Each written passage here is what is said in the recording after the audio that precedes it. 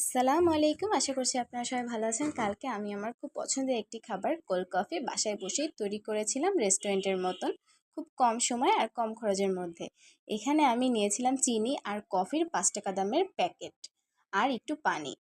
আমি ৮টা প্যাকেট নিয়েছিলাম ৫ টাকা দামের, আর 1/3 কাপ চিনি আর 1/3 কাপ পানি দিয়ে বিটারের সাহায্যে এমন একটা মিশ্রণ তৈরি করেছিলাম ফোমি ফোমি। আর এই যে আগে থেকে আমি দুধ একটু চিনি দিয়ে জাল করে ঠান্ডা করে নিয়েছিলাম, তারপর আমি ফ্রিজে রেখে দিয়েছিলাম। আর এইদিকে আমি চকলেট সিরাপও তৈরি করেছিলাম ডার্ক চকলেট দিয়ে। ডার্ক চকলেটটা আমার বাসায় ছিল, তাই আমি এটা দিয়ে একটু চকলেট সিরাপ তৈরি করেছিলাম। আর এই যে দেখুন, দুধটা এরকম বরফ বরফ হয়ে গেছে। আলাদা বরফ দিলেও হয়, কিন্তু বরফ দিলে একটু পানি পানি হয়ে যায়। ওর থেকে দুধটা বরফ করে নিলেই বেশি ভালো হয়, আরও স্বাদটা অনেক মজার আসে কোল্ড কফির। আর এই যে আমি চকলেট সিরাপটা দিয়ে গ্লাসটা একটু সাজিয়ে নিচ্ছি। এটা হচ্ছে অপশনাল, এটা না দিলেও চলে। আমি দিয়েছিলাম, আমার বাসায় যেহেতু ডার্ক চকলেট ছিল এজন্য আমি চকলেট সিরাপটা তৈরি করে নিয়েছিলাম একটু দুধ দিয়ে। এই যে এবার দুধের মিশ্রণটাও দিয়ে দিব।